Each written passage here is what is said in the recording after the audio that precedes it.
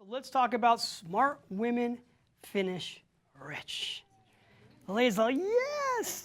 All right, so what started everything for me was teaching classes for women in money. And how that happened, I talked about my grandma Bach in the beginning of the class and how she made a decision at 30 that she didn't want to be poor anymore. And that decision led her to learn how to go out and invest. And as a result, she became a self-made millionaire. And for many of you watching at home, her best investments, by the way, came in her 60s. So I remember I say it's never too late. Some of her best investments came in her 60s.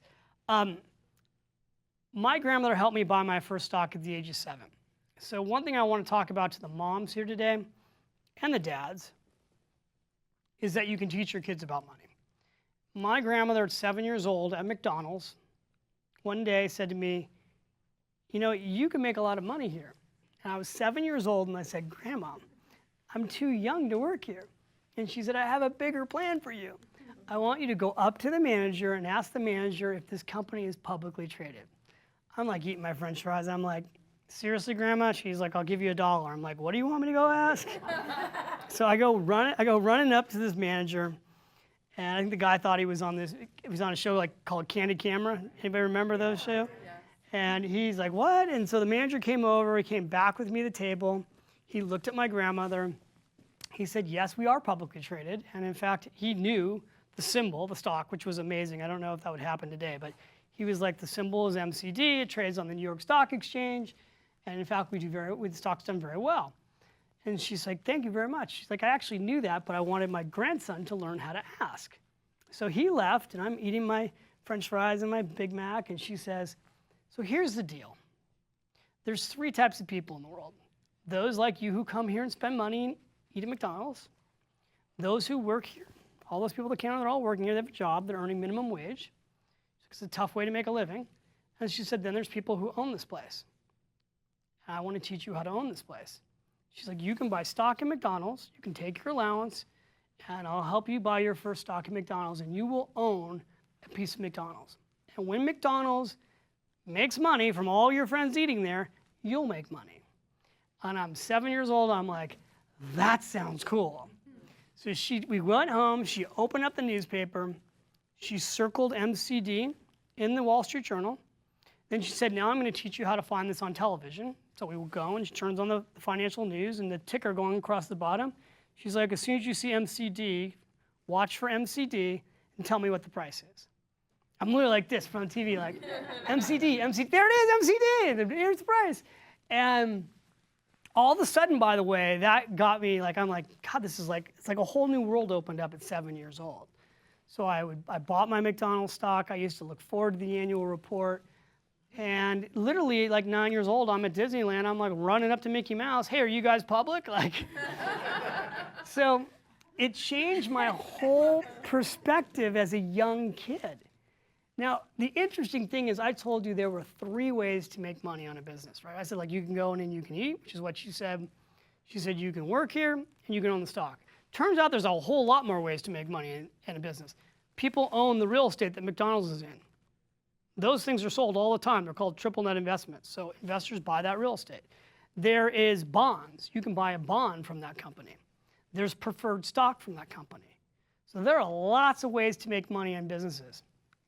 The key thing is if you're going to use a business on a regular basis, you should be looking at investing in that business because everybody else is probably using it too. So what does this have to do with women in money? Well, I wanted to start with my grandmother's story because she transformed our lives. My grandmother was unique because she took charge of her finances before a lot of women were doing this. And today, this is becoming way more mainstream. But when I taught my first class for women in money back in 1994 in Lafayette, California, nobody was doing this, and people thought I was crazy. And people told me it wouldn't work, that nobody would come, and guys couldn't teach a class on women in money. That's what happened. And then we had 225 of our clients want to come to the first seminar. We could only fit 165 in the actual hotel room. And I ended up teaching that class 3 times. And from there, it just grew and grew and grew. And I wrote the book, Smart Women Finish Rich. And I set out to teach 1 million women to be smarter with their money. And that's how my whole career went from Morgan Stanley to doing what I do today. And so with Women in Money, I would always start by talking about the good news. So ladies, here's the good news about Women in Money, and guys, you can listen to this too. The good news is this. Today, you are the entrepreneurs of America. You own 9.1 million businesses, and you start them at a rate 3-to-1 versus men. It's pretty remarkable. There's a lot of good news. You actually employ right now 7.9 million people. You make up 45% of the households with assets of $600,000 or more. You control those assets. I'm always a little confused by this statistic because I'm married, and my experience is that usually you guys have control over all the money. They say that you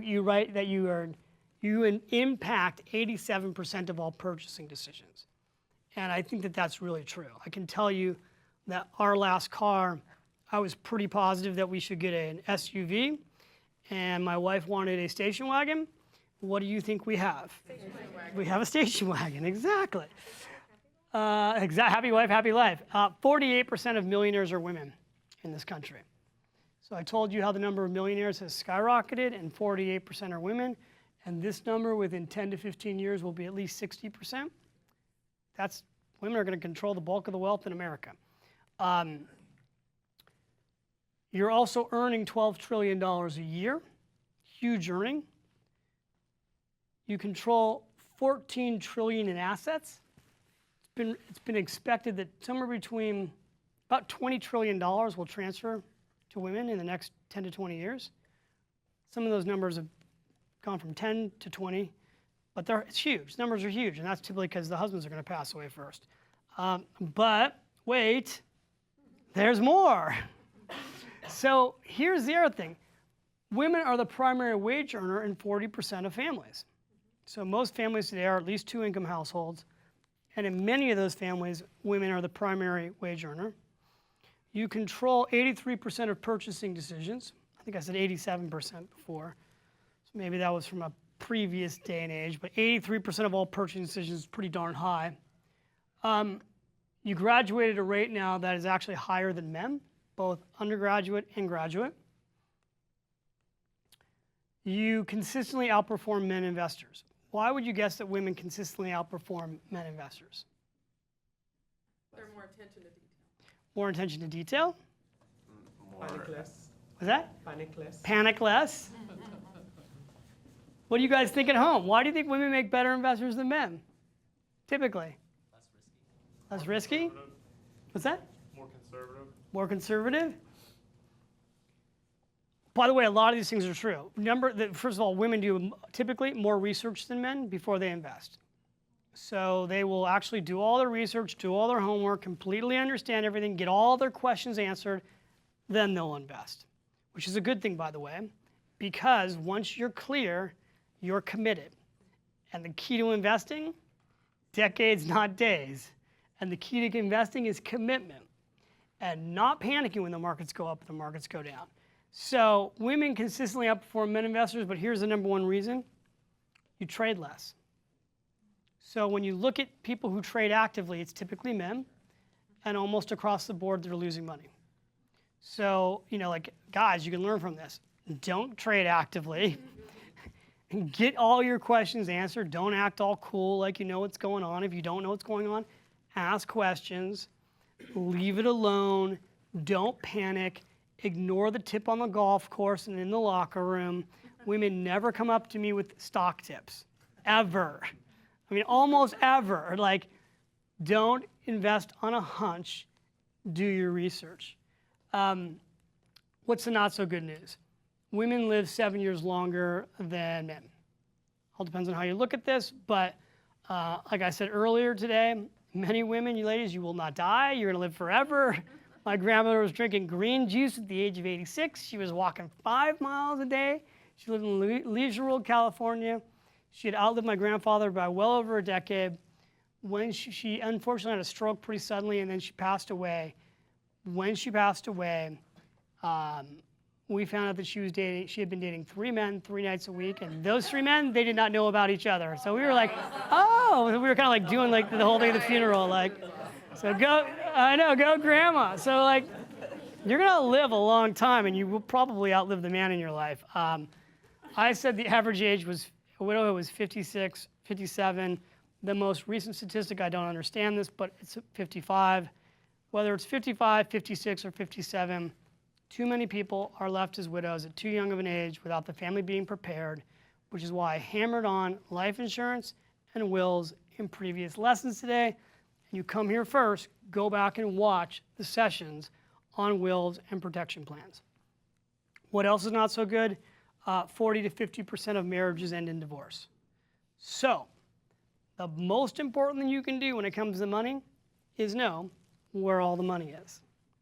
So everything I taught earlier in previous lessons, like using Mint.com, having the Finish Rich file folder systems, knowing your net worth, what do you think the first thing is that people fight about when they get divorced? It's money.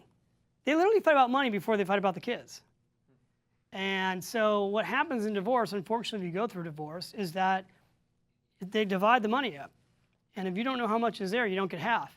Now, guys, I know this little section here was for women, but I will say this to you too. A lot of men today, because the woman is the wife is the primary bread earner, you need to know what's going on with the money, because now the roles have been reversed. The other thing I will say is that we have a lot of same-sex relationships and marriages today, and it's all the same. It's all the same. You need a protection plan. You need to know where all the money is, and guess what? People in committed same-sex relationships are now going through divorce. So all the same rules apply. So with that, ladies, you rock, go crush it, and deal with all this stuff, all right? Own your financial power. Can we do that? We have a deal? Absolutely. Oh, we have a question from one of the guys. Ta-da! Yeah. Yeah, it's a bit of a throwback, but you mentioned the importance of life insurance. And Yeah. one thing I realized that I wanted to ask that I had forgot during that section is the difference between term and then life insurance as an investment vehicle. because- Okay. Sure, let me cover that. So term insurance, when you buy term insurance, all you're getting is a protection plan in case you die, right? When you die. So you buy a 20-year term policy, you die within those 20 years, that insurance policy is taken care of, whoever you designate as a beneficiary.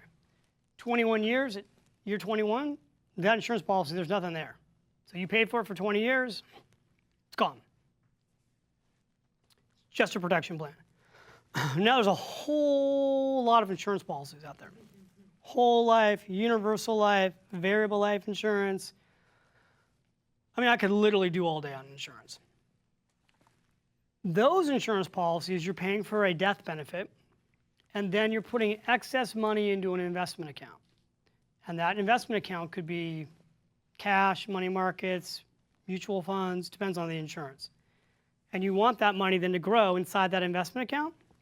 And that's the investment part of it. And that part grows tax-free because it's inside insurance. And you can borrow that money out by taking loans tax-free. And so it's looked at as an investment. And it can be. But for most investors, it's a very expensive way to invest. I think you should be maxing out your 401k plan first, your dream account. Once you've got a lot of savings and you have a high income, then you start to look at insurance. This is my opinion, as an investment vehicle. Also, the commissions are totally different.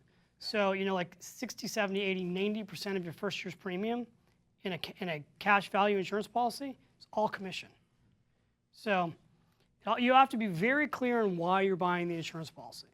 All things being equal, term plus some of the alternative investment vehicles that you've discussed is a better rudimentary strategy. So. I think so. And let's just so we're clear, because then the insurance people get all upset with me. For high net worth, high income people, insurance can be a great vehicle. There are a lot of sophisticated strategies with insurance. But for most people who have less than $1 million, it's not where I would start. I buy the term policy so I'm protected, low cost. It's also an easier decision for you to buy term insurance, which means you won't put off buying it. What happens when you go look at a cash value insurance policy is that $500,000 insurance, instead of it being $50 a month, it might be $1,000 a month, or it might be $500 a month. And so you're like, I don't know if I should do it. And then you don't do it, whereas at least you can go get the term policy set up, and then later you can always go into a cash value insurance policy if you want. Microphone right there. So I have a question back from the owning a home real estate part. So you talked about when you have a $300,000 mortgage, you could do a 15-year versus a 30-year. But how would that work for places like here where the average home cost is more than $1 million? Well, okay, so how do you deal with, basically is the question, how do I pay $1 million home off in 15 years? Yeah, Or how do I even buy $1 million home? or how different would the approach be? It's all depends, right? Because if somebody can afford $1 million home, somebody can afford an $800,000 mortgage. The extra cost on that $800,000 mortgage to pay it off 15 years earlier, there's a possibility that they can afford the extra payments. If you really stretch and you can barely get into the 30-year mortgage, then that's okay. You do a 30-year mortgage. You just do the biweekly mortgage payment plan. That'll take a 30-year mortgage down to 25 years. That's a great start. Then as you make more money, you can chunk it down. Our homes here now actually averaging $1 million? Yeah, we had some similar questions online. People in New York and in LA and San Francisco saying, Yeah. like, well, what do you say about people like us who live in those places? I know. I'm in New York. I think the average price of an apartment now in New York is $1.6 million. Wow. Nobody would have believed this 20 years ago, right? Like, I was just there. I just got back from New York. They're small compared to. oh yeah, Yeah. yeah. Like it's a deal. If you can find an apartment for less than 2,000 square foot, it's a deal. Can you believe that? I have another question. You know, there's a lot of speculation of what's going to happen in the next 4, potentially 8 years. Anything you would say about like things you expect that might change, or you know, what to look out for, and you know, anything like that? Well, I have this crystal ball, and so I look into it, and you know, remember that slide where I showed you 1926 to now, to the end of Yeah. last year? What I didn't go through, like there were dots all over that slide, and they were all the things that have gone wrong in history. And so every year there's something that will go wrong. I'm the ultimate optimist. I'm very hopeful for our country, and I fundamentally believe in America. And you know, politics have been very ugly these last 12 months, and so you have some really happy people and you have some really unhappy people. For the most part, it's usually just a giant sideshow. Okay? No one who runs for office, whether they're Republican or Democrat, is going to go into your house and fix your finances. I just hate to tell it to you. Like let's just tell it like it is. Your opportunity to fix your economy is to fix your own economy.